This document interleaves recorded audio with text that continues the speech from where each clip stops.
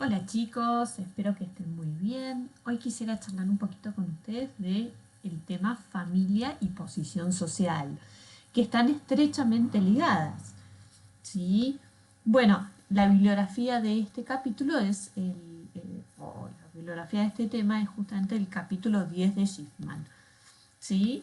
Bueno, y clase social y NSS, siempre les pongo el ejemplo o les propongo que piensen en un jugador de fútbol cuyos orígenes han sido humildes.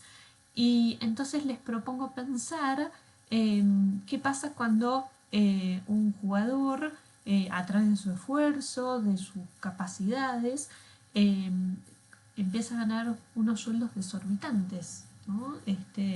Para lo que estamos acostumbrados a lo mejor el resto, ¿no? Entonces la pregunta o la gran pregunta es si esa persona cambia la clase social, ¿no? En el fondo, la pregunta que les estoy haciendo a través de un ejemplo práctico es si la clase social y el NSE, que es el nivel socioeconómico, son lo mismo. En realidad, eh, lo que nosotros tenemos, ¿sí?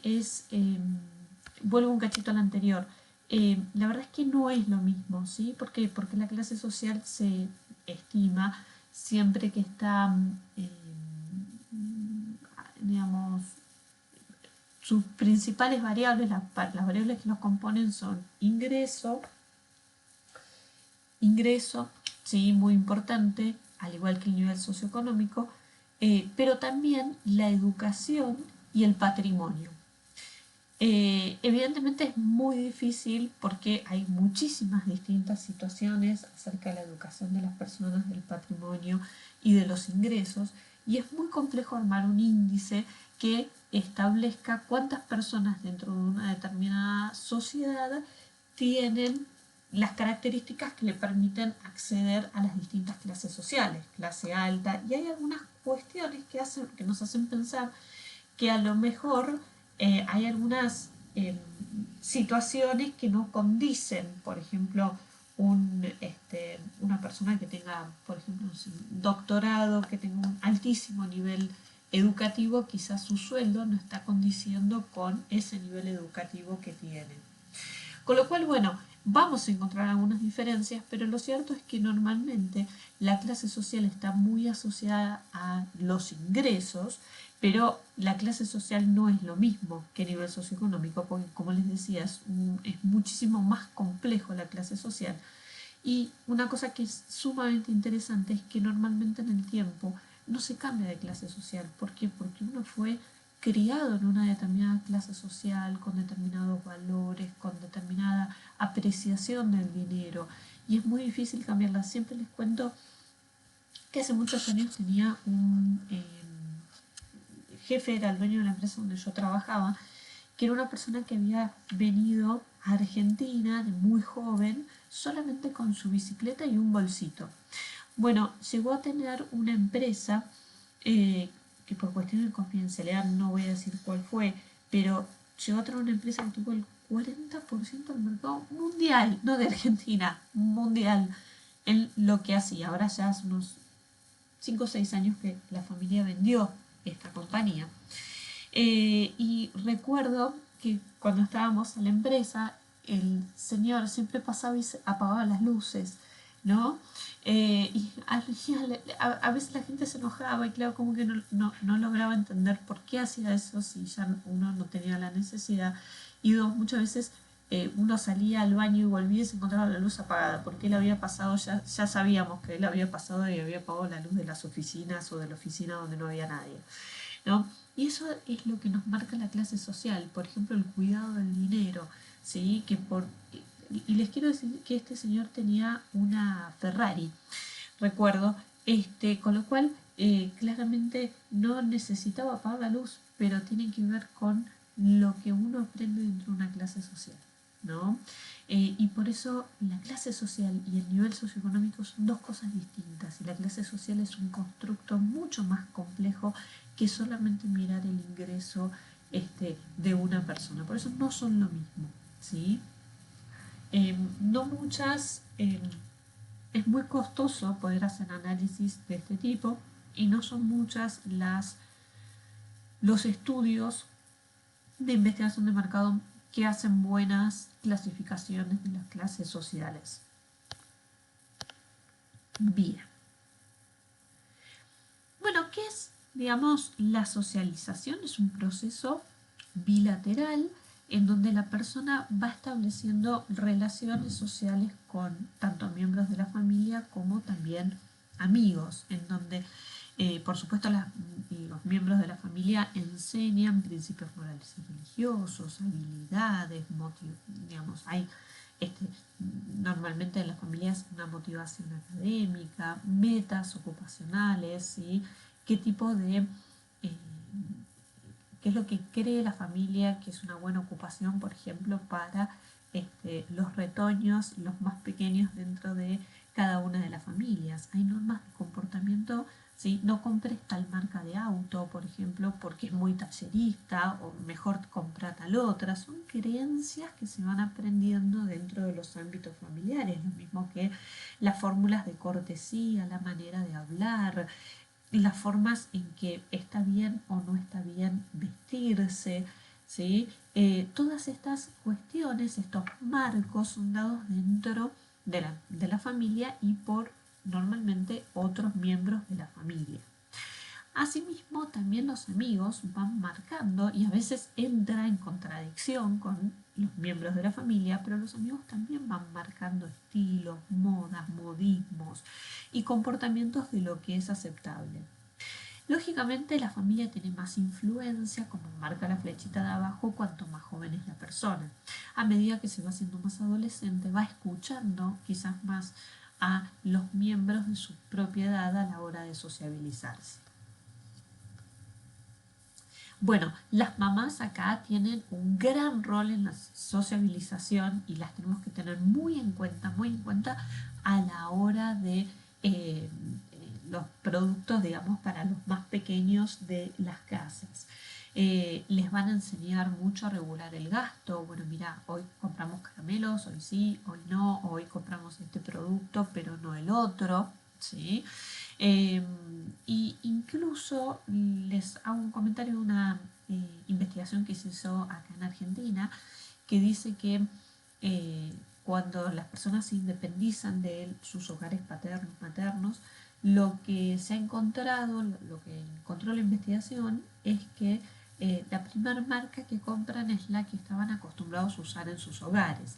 Claro, cuando las personas se independizan tienen muchos gastos, ¿no es cierto? Entonces el alquiler, los muebles, los electrodomésticos, como tienen todos esos gastos, probablemente la segunda marca sea una marca de quizás una marca blanca, las marcas de supermercado. ¿Por qué? Porque se le hace muy difícil poder seguir sosteniendo ese gasto un poco más elevado.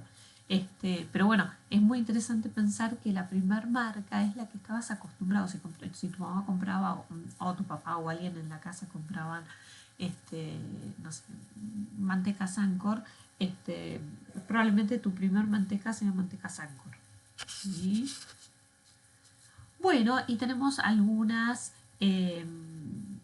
actitudes maternales como más receptivas al marketing, otras más resistentes. ¿Sí? Bueno, y hay algunos estilos paternales. El ejercicio que está en esta unidad va a dar cuenta de uno de los ítems, es justamente los estilos, así que los invito a leerlo. Bien, bueno, y también un poco cómo se va desarrollando los niños en cuanto a las peticiones que van haciendo, y esto está definitivamente relacionado con su nivel de desarrollo cognitivo, ¿no? Los niños son un gran agente de compra y de convencimiento de los padres en lo que hace a las compras del hogar, ¿sí?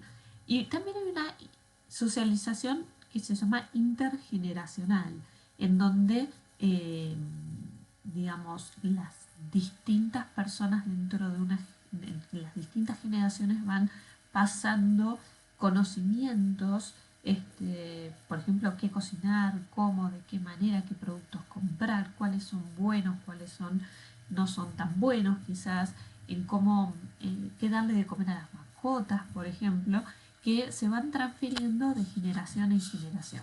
Bueno, ¿cuáles son las funciones de la familia? La primera es el bienestar económico. Dentro de las familias hay algunos miembros que aportan y otros que no aportan a nivel económico. Entonces, el bienestar económico de aquellos que no aportan depende de los que se aportan, normalmente los padres para con los hijos menores. Pero hay un rol muchísimo más importante aún, que es el apoyo emocional. Eh, de esta manera los niños encuentran en las figuras paternas y maternas el apoyo emocional que necesitan para seguir, por ejemplo, cuando se pelean con un amigo, cuando tienen algún problema en la escuela. Necesitan de esos diques de contención que representan sus padres y sus figuras como las personas que los van a ir ayudando a ir encarando, a ir enseñándole cómo superar cada uno de esos problemas. Bueno, y la toma de decisiones, perdón, en pareja, ¿sí? Algunas están dominadas por el marido, otras más dominadas por la esposa. Hay varios estudios de estos y normalmente van modificándose a lo largo de los años.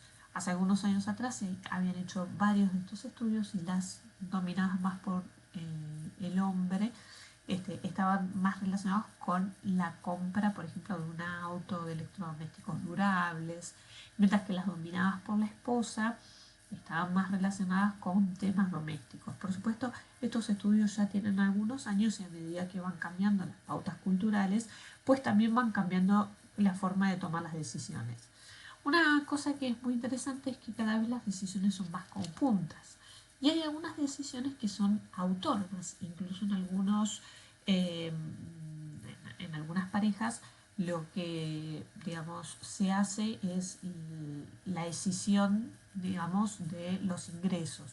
Incluso hay muchas parejas donde cada miembro gasta sus propios ingresos y ponen en común solamente recursos, dinero para los gastos generales, como por ejemplo los servicios de la casa. Muy bien. La verdad es que los niños tienen cada vez más influencia a través de distintas tácticas, ¿sí? Intercambio. Bueno, yo hago esto, yo hago la tarea si vos me compraste el chocolate, ¿sí? O algún tipo de presión, ¿sí? O se congracian con los más grandes para, digamos, lograr la compra de ciertos bienes. La verdad es que cada vez ellos tienen más influencia, incluso se ve como hace algunos años atrás eran por ahí más las madres las que decidían el estilo, por ejemplo, de sus hijas, y ahora son más las hijas las que van decidiendo sus propios estilos a edades más tempranas. Bueno, hay distintas funciones, ¿sí? Y la verdad es que es interesante poderlo analizar para poder determinar a quién le tenemos que hablar con nuestra publicidad y tener la suficiente flexibilidad para irlo cambiando a lo largo del tiempo y a medida que vayan cambiando también este, las circunstancias. Bueno, acá les dejo algunos anuncios para que ustedes puedan irlos mirando, ¿sí? A quién van dirigidos, ¿sí? Muy importante, como veníamos hablando, toda la parte de Kids Marketing y todo lo que tenga que ver con licencias de marketing. Por ejemplo, cuando aparece una nueva película de Disney y tenemos la posibilidad de utilizarla y poner un sticker en el yogur. Ahí vamos a ver cuánto realmente los niños lo ven, sobre todo los que pueden ir al supermercado y piden, o bien en sus casas piden algún tipo de yogur con algún tipo de licencia específica. Bien. Bueno, ¿cómo medimos la clase social? Bueno, lo vamos a medir, como les contaba, a través de la ocupación, el nivel educativo y el ingreso, un poco lo que les venía contando antes a través de los ejemplos. Acá lo que tenemos es un trabajo de una de las consultoras que trabaja esta cuestión, que es la consultora W. Fíjense qué poquitito, la clase más alta se la llama ABC1, ¿sí? dueños de empresas o ejecutivos de primera línea de empresas multinacionales o empresas muy grandes. Todos los años, bueno, acá tenemos una proyección para lo que fue 2018. Les quiero decir que la consultora W trata de salir todos los años a prensa y, entre comillas, sacrifica una pirámide, digamos, ¿no? Más o menos sale una vez por año. Pueden buscar el momento que ustedes la necesitan o quieran, cuál es la más actual al momento que ustedes la busquen. Así que, bueno, para la proyección de 2018 el ingreso familiar promedio era de 215.000 pesos y el piso era de 107.000 para el cierre del año 2017. Siempre tengan en consideración el dólar y lo que pueden hacer es ir ajustándolo si algún día lo necesitan digamos para algún tipo de trabajo, lo pueden ir ajustando a valor dólar, porque como les decía, normalmente una vez cada año y medio, esta consultora en particular da estos datos en forma gratuita. Uno los puede leer en el diario, digamos, ¿no? Y va viendo cómo van variando. Como podrán observar, es mucho el porcentaje de la población que está, digamos, o que tiene ingresos, digamos, bajos, ¿sí? Con lo cual muchas veces pensamos productos para la clase alta o la que llamamos ABC1, y en realidad es un pequeño porcentaje. Tan solo un 5% de los hogares están en situación de poder realizar los gastos grandes. Piensen, por ejemplo, en la compra de un auto, ¿sí? Además, esto mide el ingreso familiar, pero no mide los gastos familiares. Con lo cual, bueno, la verdad es que hay una gran oportunidad en todo lo que son las clases medias, bajas y clases bajas superior.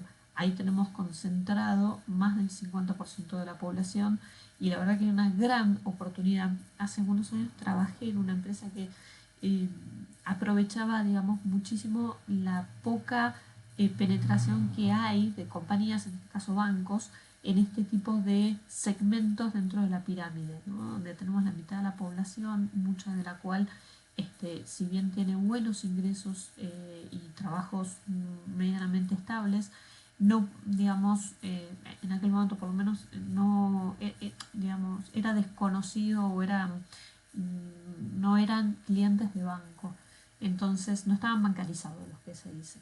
Entonces, bueno, ahí tenemos una gran oportunidad para trabajar y ofrecer buenos servicios a este tipo, a este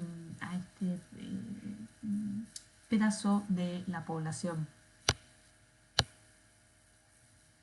Bueno, el 82%, no obstante de lo que vimos recién, de los argentinos se consideran que pertenecen a una clase media, ¿sí? Pero la verdad es que si lo miramos a nivel técnico, solamente el 45% estaría incluido dentro de este estrato social, con lo cual esto lo convierte en una variable subjetiva. Cuando la gente dice a qué clase crees que perteneces, y la clase dice clase media, es una clase subjetiva y casi aspiracional en muchos casos. Bien, la verdad es que muchas veces hay algunos consumos que son más intocables, ¿sí? Mientras otros se vienen realizando más, digamos, se transforman en postergables, ¿no? Bueno, por ejemplo, el arreglo del baño, cambiar todo el baño, puede ser algo que lo podamos postergar, pero no dejemos de pagar colegio o la conectividad a internet, porque bueno, los ingresos es un bien escaso, en el sentido que, digamos, tiene un límite, ¿sí? Entonces, bueno, cada familia lo va ajustando de manera de poder lograr con ese ingreso los bienes que esa persona, esa familia crea más importantes. Bueno, la comparación entre clases lleva a patrones de gasto y muchas veces de ropa, modelos, ¿sí? Y también a pensar en distintos ahorros, a distintos productos aspiracionales, por ejemplo, un viaje a Disney, ¿sí? ¿Qué uso de las tarjetas de crédito se da cuando pasan este tipo de cosas, ¿sí? Bien. Bueno, les dejo aquí pensando esta pregunta. ¿Debemos tomar en cuenta la movilidad descendente y los efectos en los patrones de consumo? ¿Por qué? ¿De qué manera? ¿Sí? A ver cómo podemos trabajar la movilidad descendente de las clases sociales. Bien, acá tienen también algunas páginas de internet. Saimo trabaja muchísimo sobre los niveles socioeconómicos en Argentina, porque recordemos que el libro está escrito en otro país y la realidad es completamente distinta. Entonces por ahí está bueno que si puedan completar algunos de estos conceptos a partir de la lectura de material más de Argentina, particularmente de Saimo. Me parece que digamos, les va a gustar mucho, si les copa este tema, les va a gustar. ¿Sí? Bueno, y con respecto a familias, ¿sí? También quería charlar con ustedes algunos conceptos. Acá, ¿no? Que son la familia que, bueno, es un grupo de 2 o más personas que viven juntas y que están relacionadas por sangre, matrimonio u adopción. ¿Sí? Les dejé también un ejemplo que creo que les va a gustar, relacionado a los Simpsons, de todo esto. ¿Sí? Bueno, y tenemos como el núcleo familiar o la familia un poco más ampliada, o bien la familia de orientación o de procreación. ¿Sí? Bueno, ¿y qué pasa con los cambios sociales, ¿no? Porque son recogidos hasta ahí quizás en el libro. Está bueno repensar los criterios que marca el autor en este punto, ¿sí? Y empezar a pensar un poco en la paternidad, ¿sí? Como nuevos cambios sociales. Les dejo algunas publicidades también para que lo puedan ver, ¿sí? Y ver cómo está también, para que ustedes también puedan mirar las publicidades y puedan, bueno, ver un poquito todos estos cambios puestos en acción, y van a encontrar muchas publicidades que van hablando de otro tipo de familias que no son exactamente las que cuenta el libro, ¿no? Bien. Y la verdad es que las decisiones que se toman dentro de cada familia son realmente relevantes a la hora de entender las decisiones de compra, ¿sí? Porque una persona que vive dentro de una familia, bueno, muchas veces decide compras para el resto de la familia, y también la familia genera influencias, ¿sí? En tanto la forma de consumir, de comprar, bueno, distintos tipos, ¿sí? De familia a lo largo que a lo largo que va cambiando, digamos, o que va pasando la vida, ¿sí? El ciclo de vida familiar, ¿sí? Distintos tipos de familia, ¿sí? Bueno, y también hay hogares no familiares que están formados, ¿sí?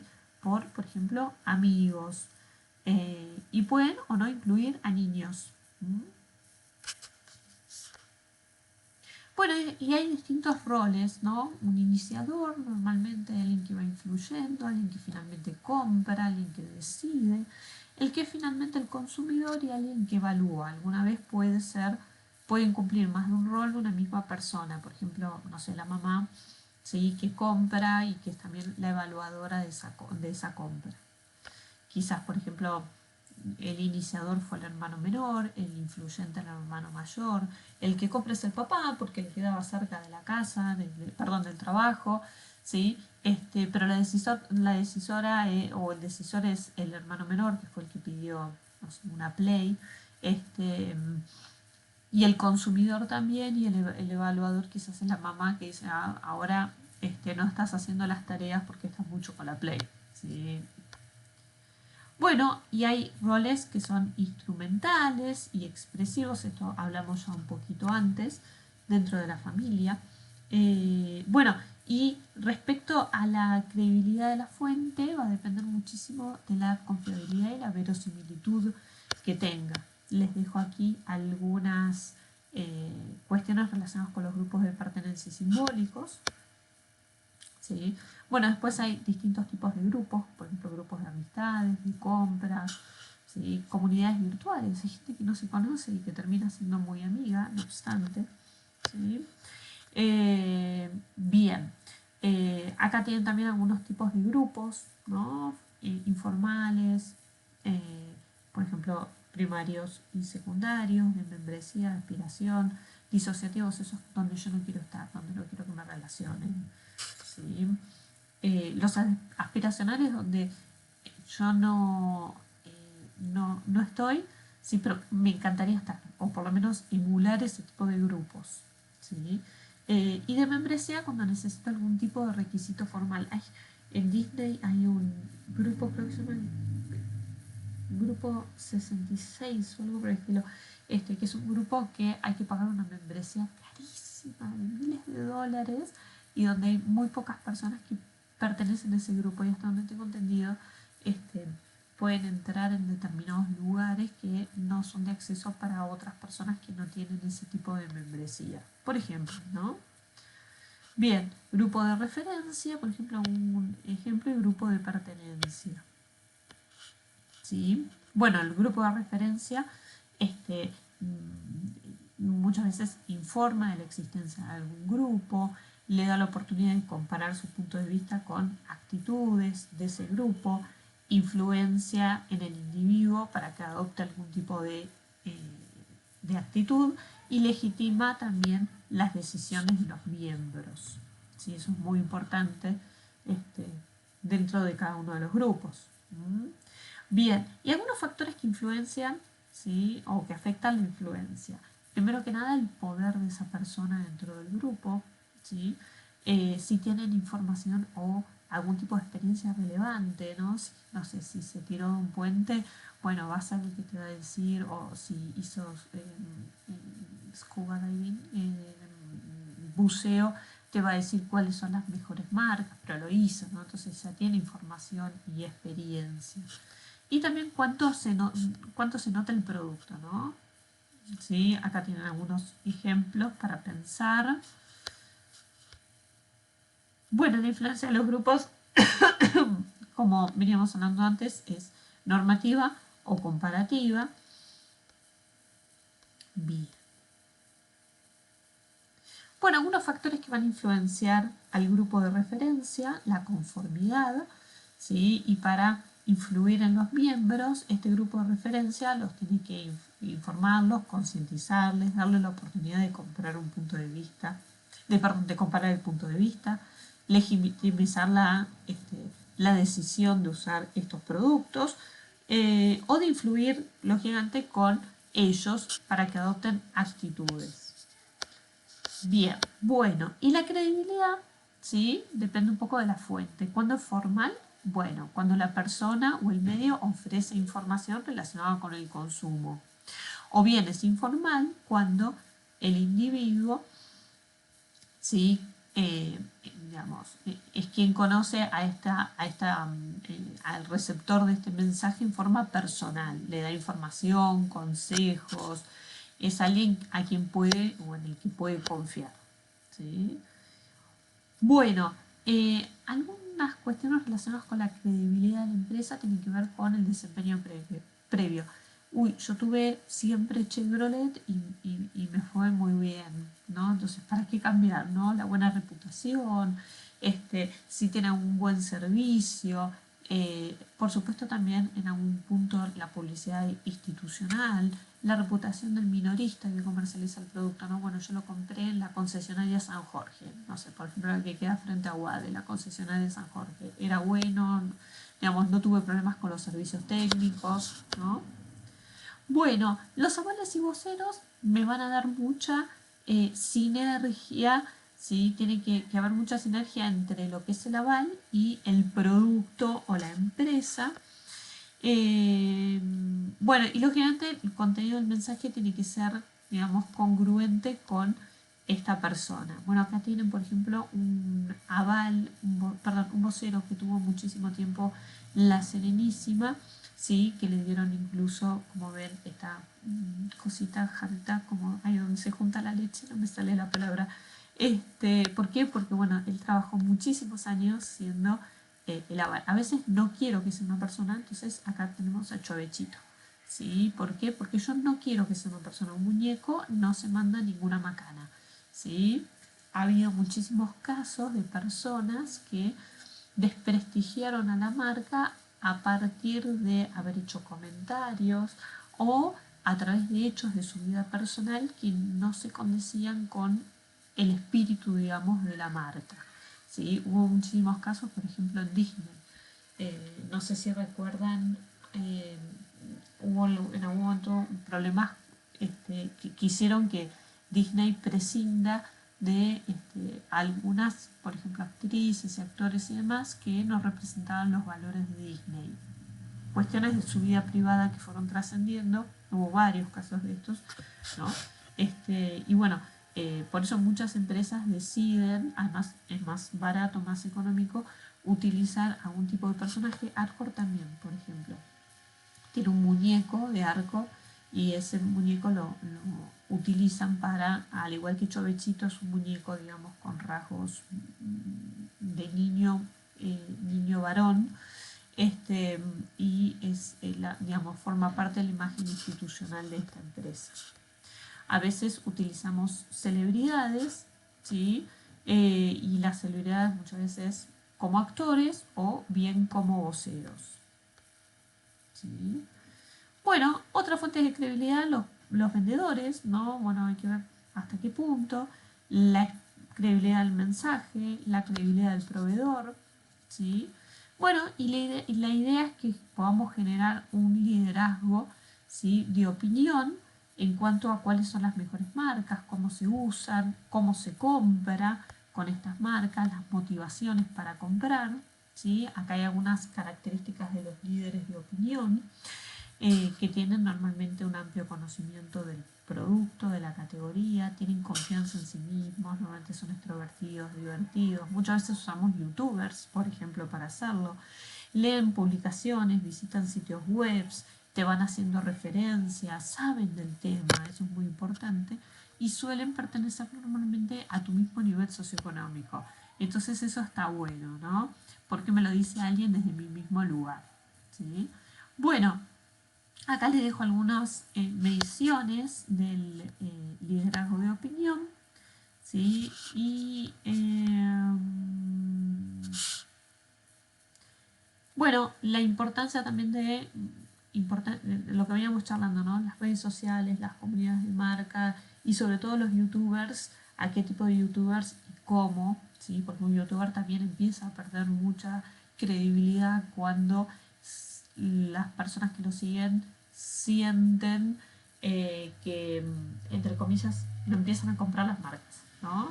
El youtuber que se iba con la mochilita y te mostraba y te mostraba el mundo con su mochilita y bueno, y la peleaba y la remaba y ahora resulta que tiene muchos seguidores y uno lo ve en un hotel 5 estrellas, bueno, empieza como quizás a desconfiar de, bueno, cuando te dicen es genial este hotel 5 estrellas y qué sé yo, bueno, perdí un poquito la credibilidad, ¿no es cierto? Y también como el parecerse a mí, ¿no? Entonces, bueno, hay que seleccionar muy bien qué tipo de youtubers son los más adecuados en función también a sus comportamientos personales, que también son puestos en juego en este mundo donde se conocen tantas cosas de la gente, ¿sí? Bueno, factores que afectan entonces al involucramiento, el fortalecimiento de los vínculos, la similitud, ¿sí?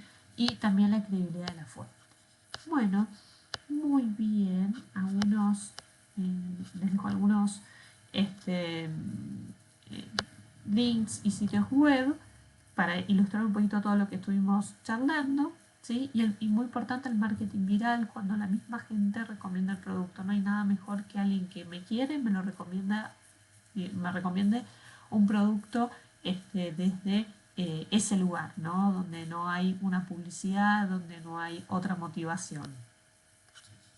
Muy bien. ¿Y cómo es el marketing viral? Así como en este dibujito, donde yo le recomiendo a otro y otro y otro y otro, la mejor publicidad del mundo. ¿Sí?